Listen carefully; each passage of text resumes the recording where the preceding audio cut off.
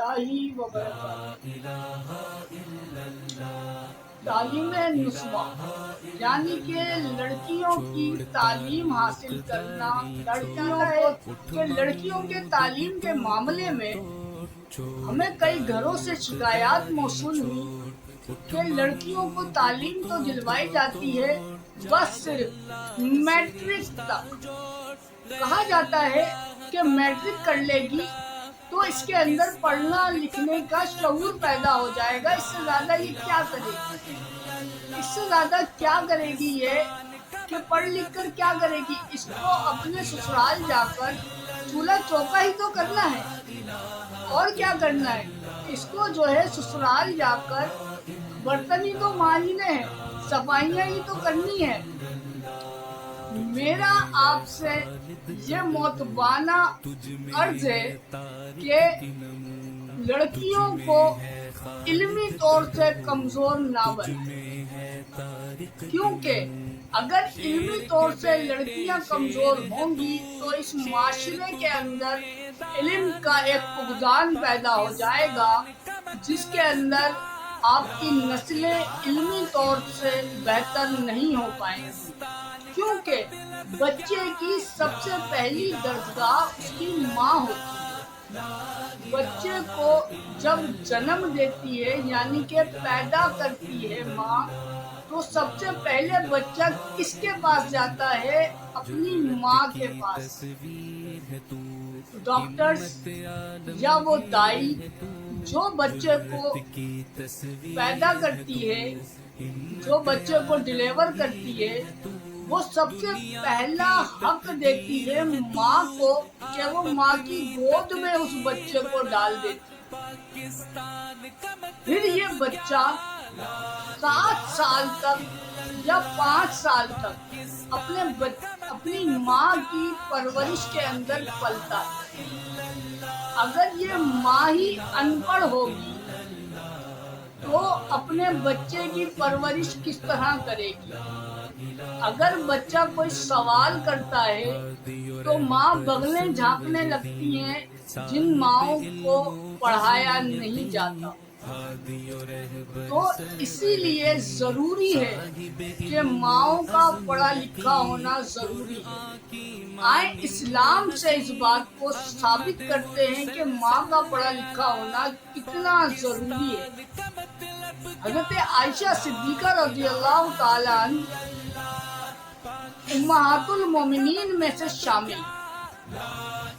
مومنوں کی ماں، میری ماں حضرت سیدہ عائشہ طیبہ طاہرہ سلام اللہ علیہا تمام صحابہ کرام کی مفتی تھی، یعنی کہ تمام صحابہ کرام ان سے مسئلے پوچھنے آتے تھے جو ان کو نہیں معلوم ہوا کرتا تھا یا وہ مشکلات کا شکار ہوا کرتے تھے، تو وہ حضرت عائشہ رضی اللہ تعالیٰ عنہ کے دروازے پر جا کر ان سے سوال کیا کرتے تھے، اور حضرت عائشہ اس کا جواب دے کر ان کی مشکلات کو حل کیا کرتی تھی۔ وہ بھی تو ایک خاتون تھی، کیونکہ انہوں نے حضور نبی رحمت صلی اللہ علیہ وسلم کے ساتھ رہ کر اپنی زندگی میں علم کو سمیٹا۔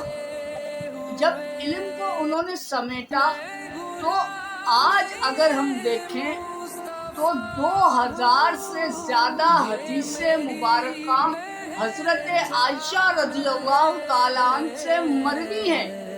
حضرت عائشہ رضی اللہ تعالیٰ عنہ نے 2000 حدیثوں کی راوی ہیں، مروی ہیں، ان سے 2000 حدیثیں، اس سے بھی زیادہ حدیثیں ہو سکتی ہیں۔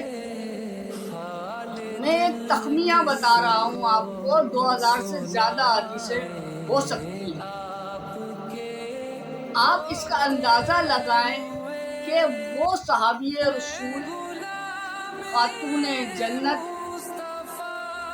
جنت میں خاتونوں کے ساتھ ہونے والی، یعنی کہ حضرت طیبہ طاہرہ فاطمہ سلام اللہ علیہا کی ماں جو جنت میں ہیں، ان کا یہ رویہ کہ وہ علمی سطح سے اتنا بلند ہے، تو کیا آج ہمیں اپنی بچیوں کو پڑھانے میں کوئی پریشانی پیش آ رہی ہے؟ پھر آپ دیکھیں کہ ہر ایک قابل شخصیت، ہر ایک بزرگان دین کے پیچھے اس کی ماں کھڑی ہوئی نظر آتی ہے۔ آپ بختیار کاکی کو دیکھ لیں، آپ حضرت بابا فرید گنج شکر کو دیکھ لیں، آپ نظام الدین اولیاء کو دیکھ لیں، آپ جو ہے غوث اعظم نور اللہ مرقدہ کو دیکھ لیں، تو ان کے پیچھے ایک ماں کھڑی ہوئی نظر آئے گی، جو کہ اس کی تربیت کا نتیجہ تھا کہ آج ان کی اولادوں کو ہم عزت، احترام اور بلند مرتبے کی نظر سے دیکھتے ہیں۔ کیوں؟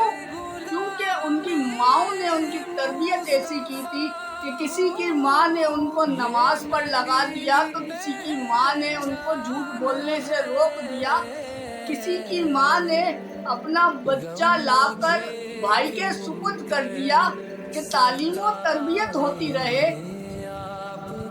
یہ مائیں ہی تھیں جنہوں نے اپنے بچوں کو اسلوب زندگی سکھائے، اور اسلوب زندگی سکھانے کے ساتھ ساتھ تعلیم و تربیت ایسی کی کہ دنیا میں رہتی دنیا تک ان کا نام باقی ہے۔ اب ان کا نام باقی کیوں ہے؟ یہ آپ دیکھیں کہ انہوں نے دین متین کے کام کیے، انہوں نے دنیاوی علوم، دینی علوم اور لوگوں کی اصلاح اور لوگوں کو فائدہ پہنچانے کے لیے اپنے اپنے کام سر انجام دیے۔ لیکن اس کی بیسک مسئلہ کیا تھا کہ ان کی ماں کی تربیت تھی۔ ماں نے کہا تھا کہ جناب آپ نے اس طرح کرنا ہے، تو انہوں نے اسی طرح کیا۔ میں ہمیشہ یہ بات کہتا ہوں اور بڑے فخر سے کہتا ہوں کہ ماں نے مجھے سمجھایا تھا، دین مجھے پڑھایا۔ ماں نے مجھے سمجھایا تھا، دین مجھے پڑھایا تھا۔ سمجھ میں آیا اس دن سے، میں ہوں حسینی بچپن سے۔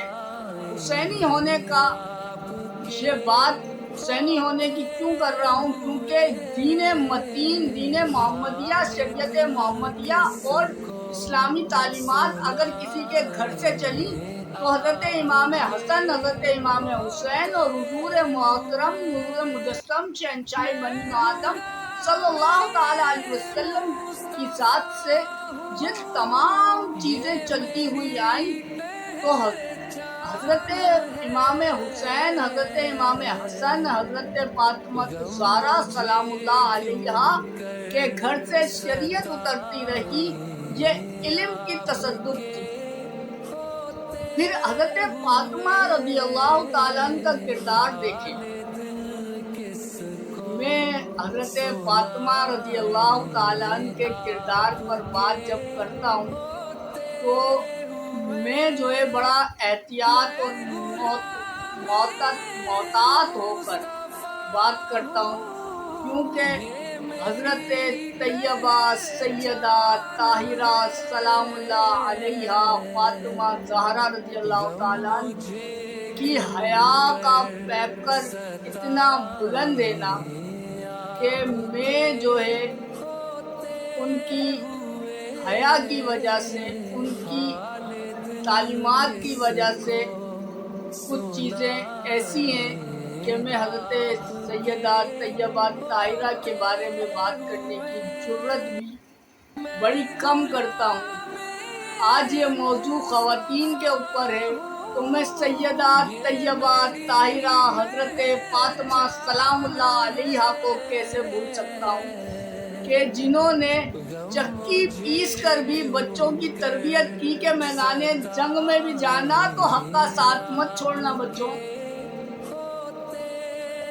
اگر چکی پیستے ہوئے ماں یہ تربیت کر رہی ہے، حضرت فاطمہ الزہرا نے اپنی جوانی، اپنے بڑھاپے اور اپنی تمام تر ضروریات زندگی میں اگر بچوں کی تربیت کا ایک عمل رکھا تو دیکھیں کس طرح رکھا کہ اگر فقیر دروازے پر آتا ہے، گھر میں کچھ نہیں ہے، حضرت امام حسن اٹھا کر وہ جو کھانا کھا رہے ہیں، تینوں بہن بھائی مل کے حضرت امام حسن، حضرت امام حسین اور حضرت زینب سلام اللہ علیہا، وہ حضرت امام حسن اٹھا کر اس فقیر کو دے دیتے ہیں کہ تم کھا لو، ہمارے لیے اللہ اور اس کا رسول کافی ہے۔ یہ تربیت ہے حضرت فاطمہ سلام اللہ علیہا کی۔ یہ تعلیم کا ہی اثر ہے نا، یہ اس شریعت محمدیہ کا ہی اثر ہے کہ جو باپ کی وراثت سے ملی حضرت فاطمہ سلام اللہ علیہا کو۔ تو میں یہ بتانا چاہتا ہوں کہ تعلیم اور تربیت دونوں ساتھ ساتھ لے کر چلیں اپنی بچیوں کی، کیونکہ بچیاں ہی ایک اچھے معاشرے کا ضامن ہے۔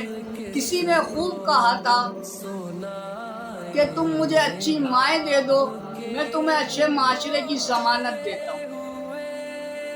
یہ کسی بڑے دانشور انسان نے یہ بات کہی تھی کہ تم مجھے اچھی مائیں دے دو، میں تمہیں اچھے معاشرے کی ضمانت دیتا ہوں۔ تو میں چاہتا ہوں کہ اچھی مائیں بنیں، اخلاق، محبت، بھائی چارگی اور میانہ روی اور تمام چیزیں ان کے اندر ہوں۔ وہ کیسے آئیں گی؟ جب ان کے اندر تعلیم داخل کی جائے گی۔ تعلیم داخل کریں گے تو ہی علم کا سرچشمہ سر چڑھ کے بولے گا، اور یہ معاشرہ علم کی روشنیوں سے سرشار ہوتا ہوا، اپنی آب و تاب کو پورا کرتا ہوا ایک اسلامی سلطنت کا مرکز بنے گا، کیونکہ اللہ رب کریم نے علم کی اہمیت کو بڑا اجاگر کیا۔ ورنہ تو سب سے پہلی آیت قرآن مجید فرقان حمید میں اللہ رب کریم یہ نہ فرماتا اقرأ بسم ربک الذی خلق وخلق الانسان من علق، پڑھو اپنے رب کے نام سے جس نے تمہیں پیدا کیا۔ تو پڑھو اپنے رب کے نام سے جس نے تمہیں پیدا کیا۔ میں تمام تر مسلمانوں کو علم متین، علم دین اور صحیح العلوم کی تعلیم سے آراستہ ہونے کی ترغیب دیتا ہوں۔ اللہ پاک ہماری اس کاوش کو قبول